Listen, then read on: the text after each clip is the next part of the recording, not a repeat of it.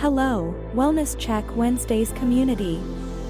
We wanted to take a moment to remind you that while our podcast serves as a safe space for open discussions and sharing experiences, we are not mental health experts. This podcast is a platform for you to express your thoughts, feelings, and experiences in a judgment-free zone. Our aim is to foster connection, provide support, and create a sense of community. It's crucial to acknowledge that we are not a substitute for professional mental health advice or treatment. If you or someone you know is dealing with mental health challenges, we strongly encourage seeking guidance from qualified professionals. Remember, reaching out to mental health experts can make a significant difference. If you ever feel the need, don't hesitate to connect with a licensed therapist, counselor, or healthcare professional.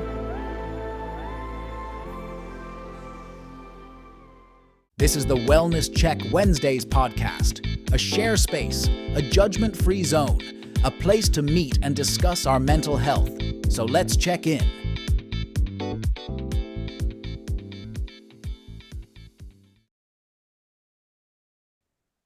Well. Ladies and gentlemen, all of our listeners out there, we want to welcome you to episode 15 of Wellness Check Wednesdays, the Wellness Check Wednesdays podcast. And as always, let's check in.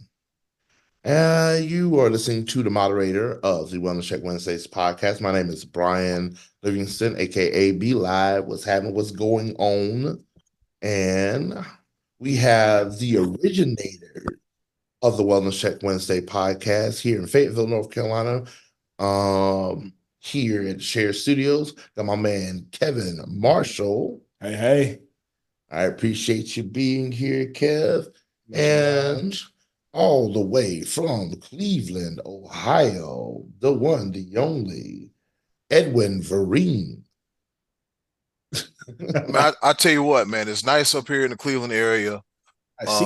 It's actually sunny out. Yeah, it's sunny out. The weather's nice, and folks still don't know how to act. But it's all good though. Spring's right around the corner, and that's a good thing. Yeah, when I walked out the house this morning, I had my jacket. It felt like it was going to be in the 40s, and now it's 75 degrees out. Typical North Carolina weather, and most likely I'm going to leave my jacket wherever I'm at tonight. When I do my karaoke thing, I'm going to be like, all right, I'm comfortable, and had a couple, and I'm going to forget it. Nope, you know what? It ain't got nothing to do with this podcast. Nothing. Not Navy. That's that adult time interaction. But yes, this week's episode, we want to talk about adapting and adjusting and how it affects our mental health. Because one thing about the life that we live in, it's fluid. It's fluid. It's forever changing. And so we're always adapting to everything that life throws at us. We're always adapting to our surroundings, our work environment. We're adjusting to just different people that we meet and interact with day by day, depending on the jobs that you have, whether it be in the face of the public, in the face of the customer, or whether you may be more introverted where you're in an office setting. You still have to interact with at some point in time, and maybe I guess unless you work from home, and that's neither here nor there. It's one of those things where there's so many different variables in the lives that we live in, and we're constantly having to adjust and adapt, or we don't. We let life just continue to flow sometimes. Some people may be stubborn. So what we want to talk about today is exactly how it affects our mental health and how we can improve on our mental health when it comes to adjusting and adapting, because people in general don't like change. Nobody really likes change. We get used to a certain thing, and we get comfortable in certain elements in our life, but change is inevitable. So at this moment of time, I'm going to pass the mic over to our very own Edwin Vereen, where he is going to opine, give us a little bit of knowledge on the subject matter. Okay, so what I've done, I don't want to say I had a hard time trying to pinpoint the exact, terms and instances of adjusting and adapting. So I just went and found some definitions. Okay, so according to the mentalhealthatwork.org.uk, adaptability is the ability to modify and change your thoughts, emotions, and behaviors in response to change. It says when you and your colleagues are adaptable, you are better to cope with stressful situations. So that's the one for adaptability. Now I found one for adjustment. Adjustment is the process in which an individual balance the needs and circumstances that affects the fulfillment of those needs. So I didn't really find the article per se, but I thought that it would be good for us to opine upon experiences where we had to adjust and adapt. And with that being said, I'll go first. And how it impacted my mental health. Back in 2004, I met a girl and we started dating sometime in 2005. And then we moved to her home state of New Hampshire. Now, at the time, in my early 20s, I've only been to Atlanta a few times and, Charlotte and parts of North Carolina, like a real, localized area. But I was 2,000 miles away from home. Everything I knew was 2,000 miles away from home. And it was a complete culture shock. And I'm like, wow, I go from a beautiful beach, a tourist area where it's kind of, city-like, to way in the White Mountains of northern New Hampshire, and what the hell is going on? And I'm gonna be 100% honest with you. As a black man, I felt like a speck of pepper in a big salt canister. Yeah, I believe. And and it was completely different because I left everything I knew in order to make this relationship work. It was a wonderful 4 years. So it took some time for me to adjust, like, okay, this is your new norm for the time being, because I was so used to how everything was back home. I had to adjust because it was my first time dealing with snow and frigid temperatures. Yeah, that was something within itself. And then on down to from the culinary side of things to the food I used to eat, everything was different. Couldn't find no neck bones, no pinto beans, no collard greens, no hot water cornbread, none of that. Boy, they say welcome to the North. No, way up there. I was way up there. But the view was beautiful in my backyard. I just stood on my back porch and looked to my left on the other side of the trees. You can see Mount Washington. So the view was beautiful.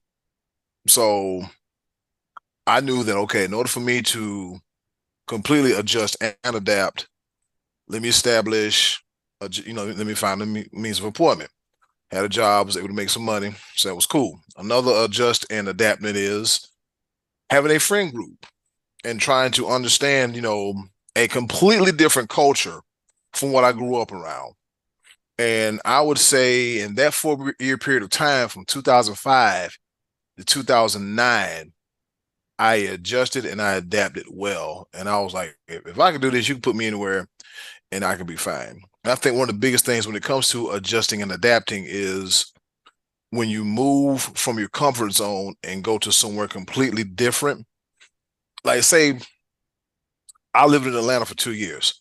I was there and I visited, but I knew I had to adjust and adapt because South Carolina was a little bit slower. Atlanta was quick. Atlanta was quick. Atlanta never stopped, and it was quick. So I think for me, and the same could be said when I came to Cleveland.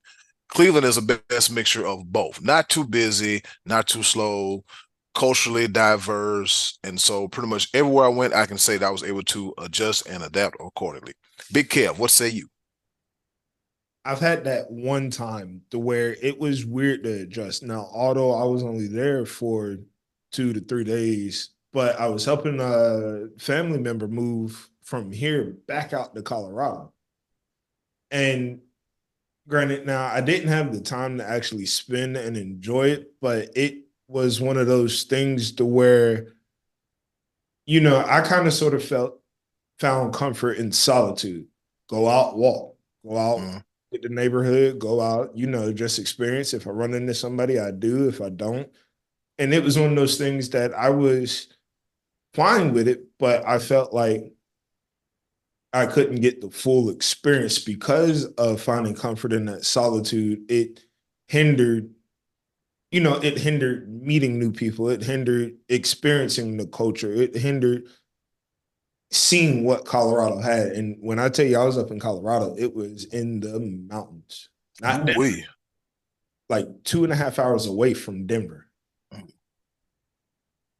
But as I've gotten older now, it's come to a point to realize to where, like B said on the introduction, that some people get so old and so stuck in their ways that sometimes finding that comfort in that solitude pushes you to become a social butterfly, pushes you to outgo new limits, which I've done because I, for one, didn't think I was going to keep security this long. And as many people that know me now, it comes to one of them things where it's that sarcastic, oh, hey, how you doing, buddy? Yeah, good to see you again. And it can be a double-edged sword sometimes. And one thing that I've learned and one thing that I've experienced sometimes, because it's even like going back home. I was raised here, I was taught here, but going back home to North Philly, it's as I've gotten older throughout my mid-20s till now that it was one of those things that get out, go walk, get out, go say hi to somebody, get out, go sit on the corner, maybe not with a hobo, but somebody. Like, what life experience and what stories you might hear to be like, wow, he went through something that I've been through. He went through something that I've gone through similar to me, that it's one of those things. Okay, there is a dark side, but there can be green grass on the other too. So. And so I definitely appreciate you over there. I did not know that you were from North Philly. Yes, sir. Me neither. Yeah, that's all. That's 28th and Gerard. So nice. Funny, before you go out, and I don't mean to interrupt. No, you good. Grandma's house up in North Philly used to be down the street from where the Sixers used to actually go out and play with the neighborhoods. Oh, wow. Go out just to the rec center or to the outdoor park, and they were out there just out there goofing off and stuff. Simpler times. I don't think they can do that now. You got a contract. You're Right. supposed to be out here playing pickup basketball. As I'm saying, it's simpler times, man. What has happened? But me, I want to talk about two particular instances of when, because I mean, we essentially started off with just basically moving away from home, moving away from familiarity. My first instance of moving away from home was right after high school, where when I got accepted to the Naval Academy.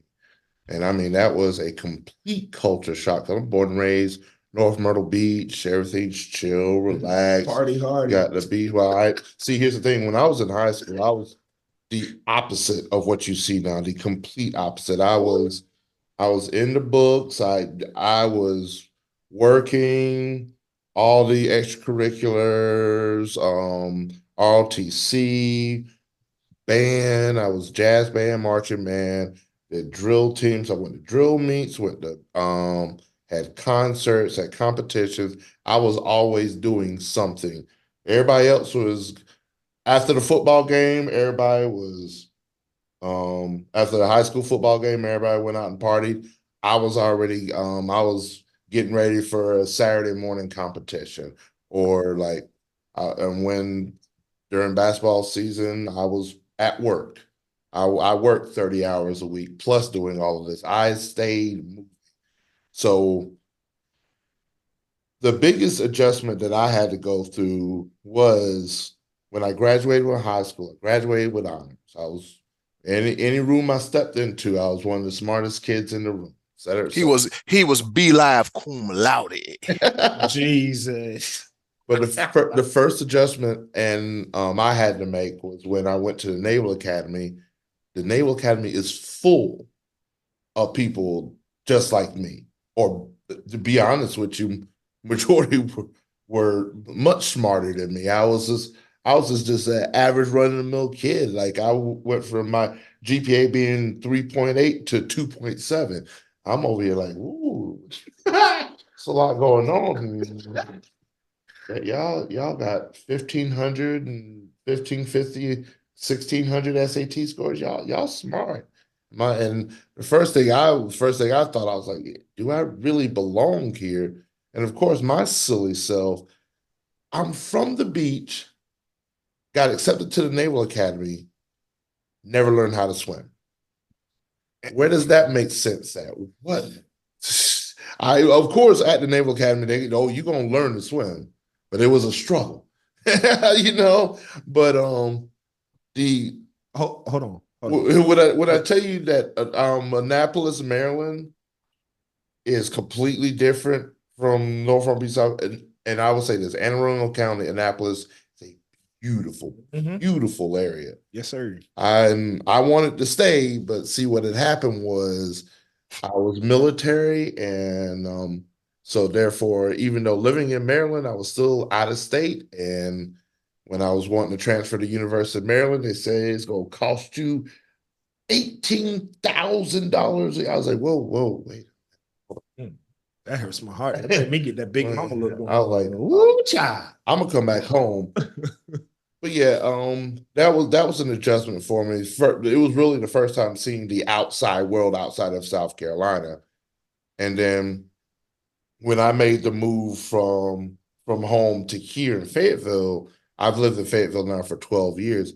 And Fayetteville is similar to the beach because of the military. It's a melting pot. So you have cultures from all over and people from all over, different elements to life, is essentially basically different types of people that you meet.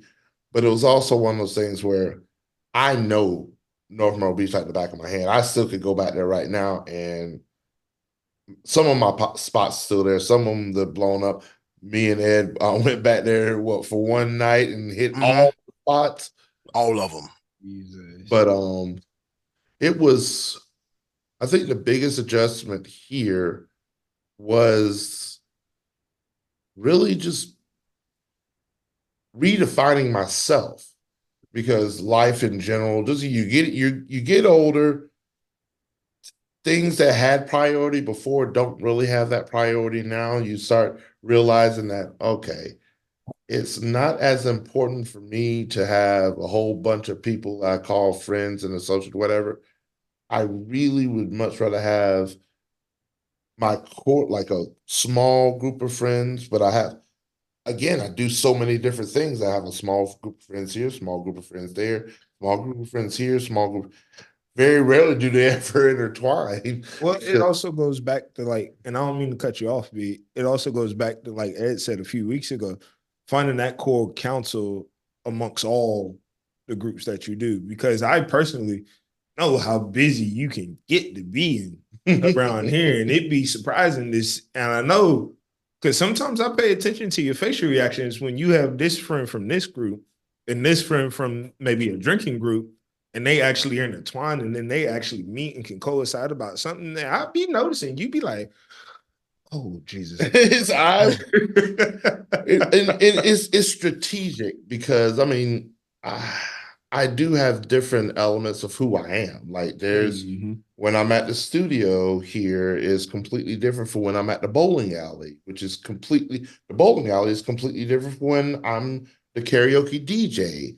And that's in the karaoke DJ, even when I'm DJing, it's still different from me just being at the spot, just having a couple beverages. And I could be one person at Cheers and a different person at Patty's because I have I'm a Gemini, by the way, so I have multiple personalities. I talk to myself at times, and it's very entertaining. Can we get personality number 12 back, please? No. But the one thing I think I've done very well. I've done very well when it comes to adapting to my surroundings, adjusting to the elements that surround me. But it is that sometimes it is a bit it does it is exhausting at times because juggling so much. It's not necessarily where I'm a chameleon and I just start molding into a different person, but it's more or less like, all right, can I get this extra energy to do the next thing and the next thing? And again, the jobs I've had when I left the service industry, that was a huge adjustment because that was 25 years that I've had experience in that field. I don't even sit down in restaurants that much because I spend half the time analyzing every single thing that goes on in the restaurant. Okay, Karen. No. And since you mentioned that, B Live, I've seen you do it. We'll be standing around and B Live will hit them with the slow turn. The slow turn. I'll be talking and he'd be like, yeah. You didn't hear a word I said, did you? No, he didn't. He didn't. My bad. And it's one of those things I wish I could just turn it off, but it's because I spent so much time and I do still I am retired. I guarantee you. If you find me in another restaurant, the world is coming to an end. I'm slapping you with break. But it's one of those things because I have this wealth of knowledge in the industry. It's just certain things that I notice, certain things I'm like, well, all right, that person has been on their phone for 7 minutes. Where's my drink? I was playing. Yeah. Where's your server at, dog? Where's your server at? Well, here's the thing. When Kev just called me a Karen, I'm gonna punch him in the throat because not who I am. I'm not the person that's gonna complain to a manager. It's just an internal thing that I'm honestly it's a combination of a lot of things between the military and being in the service industry. I'm always aware of my surroundings. There's not there's very, very few times that I'm not aware of what's going on around me. The only few times I'm not aware of what's around me is because of what's inside of me, which is a lot of Jameson. All right, cool. Besides that, now I do got one question though, because we always tend to look at the positive side, and I did this last week. What about the negative side? What about the roots of not changing? Like, if we go back and look at the era of when cattle and farming was a traditional thing. Like, I heard a statement a few days ago that the guy where the Walmart shopping center is on Scarborough Road sat on that land for almost 27, 30 something years. And he came out almost a $500,000. Like, and this is a question to both of y'all. How can I put it? What are some contrasts and some comparisons that, sometimes maybe sticking to your roots isn't always so bad? I've got something similar to that because I've been wanting to say this for a hot minute, and B Live will know who this individual I'm talking about. Right before I became friends, like tight friends with B Live and my other friend JR, I had another friend, and we were cool and everything. But then I realized that I outgrew him, and whatever he wanted to do was in a controlled environment. And let's just say the controlled environment benefited him, but it didn't benefit me. Right. And I'm like, well, we're supposed to be friends. Let's be having fun. I got to the point, I'm like, this is getting old. And then I linked up with B Live and JR, and then it became we're all having fun. We're all it's about us. It's about the collective, not the individual. And this individual seems to have peaked in the year 2000 and hasn't really been the same since 2003 because it's like, oh man, I thought we was friends. I'm like, dude, I've elevated, I've evolved, I've changed. Like this, like that was the one time change had to happen, because if I was to stay with this said friend, it would have been the same thing over and over again. It would have stunted my growth. Mm-hmm. So it's just, in some instances, like holding on to land, I can understand it, because if you hold on to the land, because land is a valuable commodity and it'll go up, it'll go up, it'll go up, it'll go up. But well, if I sell it here, then you turn around like 3 years later, and the price triples. And you feeling some kind of way because you let go of the land. But it's just that situation is just about like evolving. Like sometimes you have to grow. Right. And you outgrow people, because if I was 41 years old now, back at the beach, hanging out with this individual doing the same thing, it's kind of like, and I understand we all have different paths, but when you realize your potential and your greatness and what you have to do to get there, then you got to go get it. You got to go get it. I'm not bragging and saying that I have my dream career, but I'm inching closer and closer to what I want. I'm inching closer and closer to what I want. Now, if I was in South Carolina, I probably couldn't do it. It took me moving around and finally landing in Cleveland to make things happen. So that's the case where you have to grow and you have to evolve, because sometimes you just outgrow people. And that goes back to adjusting and adapting. People get comfortable. In order to be successful, you got to go through some levels of comfort. You got to do things that you don't want to do, but you got to do it in order to make things work. And so I know I just went off on a tangent, but I think that's where some people struggle with adapting and adjusting, because the risk is bigger than the reward. Oh yeah. But you got to take that risk in order to go from step 1, step 2, step 3. You just have to do that. Well, and I'm glad you went off on that tandem, because it does bring me back to that topic where I've had to tell a few friends, go for it. Like, do not be scared. And how you call it that comfort zone, I call it a security blanket. Yep. So used to having that security blanket to wrap up at night and go to sleep in, feeling safe, feeling comfortable, feeling at ease about any uncertainties. That 3 times faster.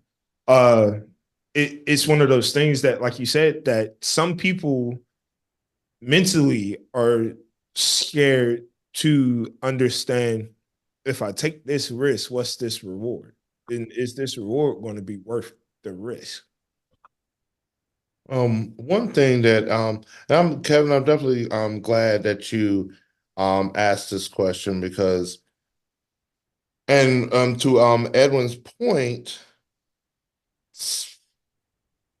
there's a moment of time where we hold on to something, especially from our past. We hold on to it sometimes a little too long. There's certain things that are part of your personality, part of your ego, and some things we can't shake. But that was one of the main reasons why I moved from Myrtle Beach to here. Being in the service industry, that was one thing, is that it was the same thing. People were like, oh my God, why would you leave the beach to come to Fayetteville? I was like, dude, living at the beach isn't fun. All right. Now, because here's the one thing that people equate to. Because we had to work. Yes, like all those people that are at the beach, they're surfing, swimming, they're going out to eat, they're going shopping, playing golf. All those things, they're just enjoying life for that week that they're on vacation. Guess what? The people that live at the beach, they're the ones that are working at the restaurants that people are going to. They're working at the shopping centers that people are shopping at. We're working, and me in the restaurant industry, working 2-hour wait every single night. And especially during the springtime. Oh my God. Where kids are still in college, are still in school, the people that live there, we were understaffed all the time. So I'm working doubles every single day. So I'm working 60, 70, sometimes 80 hours a week with one day off. Guess what I'm doing on my one day off? Sleeping. And so I'm not enjoying anything there. And then this is that's for March until September. October to February, there's nobody there. So guess what? We're looking at the same silly people the same every single night, not making any money, having to rely on the money we made during this. I was like, man, you know what? I've done this way too long. A, I need to just make I need to make the step from server, bartender. Right. I need to move up the management. Everybody said I'm capable of management. I didn't want to that but easy money in hand. Oh boy. See, I was one of them ones. I was like, man, I just made $250. Yeah. Get it. I'd have the Axe spray in the car. I had a fresh shirt in there.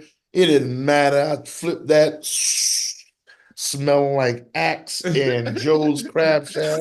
Just mess. Well, now, It didn't matter to me, but that was me in my younger days. right. Like I've done everything that there is to do at the beach. And I was like, Now, I had to make a change. hearing that and thinking about everything that we've talked about too, it's not more so that you outgrew the beach, but you chameleonized, and it goes back to our topic, you adapted to our surroundings, because one thing my dad's always taught me is no matter what job you get, the previous job will always line you up for the next one. And it kind of goes hand in hand to what Ed was just saying about one of y'all other friends, that how I look at it now, and it might be a weird perspective to look in it, and is that sometimes I'll agree to disagree with you, Ed, that sometimes, yes, you will outgrow people, but on the other hand, you do have those people who are very adaptive and who are very situational awareness, that they can see how they are, but they adapt to what environment that they're in. And so, and what you said, basically alludes to how me and Edwin's friendship, our friendship, and this is the best way to put it, our friendship has grown over the years. There's been moments of times where we did not see eye to eye, and when he ran off to New Hampshire, I was like, following that silly girl. Yeah, man. I caught hella heat for that one, man. I was like, fellas, it'll all pay off in the future. I promise. And here's the thing: I'm not even mad at him about that, because it's something he got to experience. Right. But there was a moment of time I was like, man, he's leaving me. He's leaving me. My boy is gone. Like Edwin, the same feeling. Edwin's outgrowing me. Yep. I'm like, wait a minute, hold up. You ain't supposed to bring your ass right here. Yeah. You're supposed to be at the club every day, drinking, acting a fool, getting it. And this fool and got booed up. Look, quick. Party rock. He didn't got, like, we have rules about this thing. We ain't supposed to get booed up in Myrtle Beach. We're supposed to get booed up during the winter months. Yeah. And when the spring and summer months, we're supposed to cast them aside and let the fresh back. Nah, I'm being back at it like bad breath in the morning. Girlfriend, what? I'll be girlfriend who? I don't know who that is. I'm not lying. That was our mentality. To our viewers and our listeners, please do not take this to heart. This was again, this is a much younger version of ourselves. We have adapted and adjusted. We have grown older and wiser. Those ways are no longer. I couldn't even do it now if I tried. My man, it's too much. I ain't got it in. This is I had to be messing around, but no, like I said, that's how I felt. I was like, my man, he's growing up and he's outgrowing me. I'm like, man, maybe I need to get booed up myself. And then I went around and got married. He messed around and got full on married. Somebody was like, that was one thing. Also, I got married, and that was another reason why I moved away from Myrtle Beach. I was like, I want to provide something better for my significant other, my wife. Want to provide a better life and everything like that, because Myrtle Beach ain't it. Somebody said, "Hey man, you heard about B-Live?" I was like, "Yeah, B-Live got a girlfriend. He happy." Then somebody said, "Hey man, B-Live getting married." Oh hell no, I gotta move back home now. I gotta see what this is all about. I don't.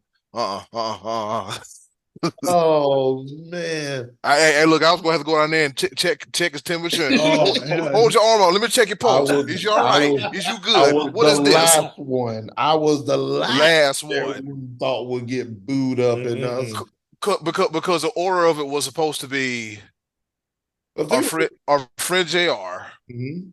me, and then you. Oh yeah, it was. JR had his moments. You ran off, and you I ran ran off off. again. And y'all left B-Live in the tidal wave. Yeah. But I look at it now. It's been nothing but growth, especially with our friendship. And then now I'm meeting my man Kevin here in Fayetteville. Growing, our friendship has grown, and it's one of those things where that's definitely a very big help when it comes to adapting and adjusting, especially having those friends that adapt and adjust with you. It means the world. It definitely helps with the process of life in general. And so, Amen, preacher, preach. You are right about that. Your voice on for a moment. oh man, but fellas, you know how Zoom like to do. Is about to kick us off and everything like that. Any final statements, anything you want to say before we get up out of here this last minute and a half? Adjusting and adapting is a challenge, but if you can get up every day and push forward, it is so worth it. It's scary, but it's so worth it.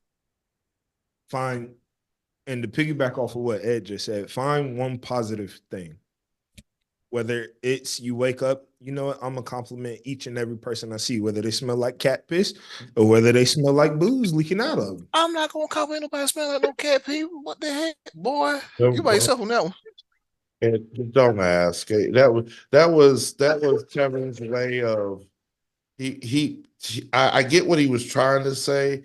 He just has a very, very weird way of saying it.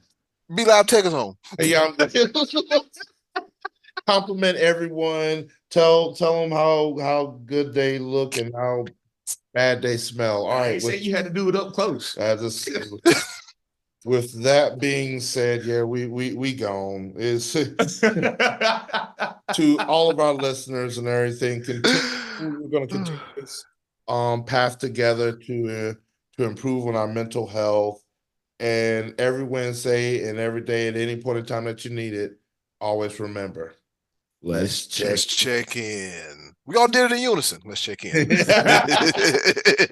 And we are out. Yes, sir. All right, y'all. Later. Thank you for listening to the Wellness Check Wednesdays podcast. Please join us every week, Wednesdays on Zoom at 6 p.m., and join our Facebook group for updates and to participate. We care about your mental health, so let's check in.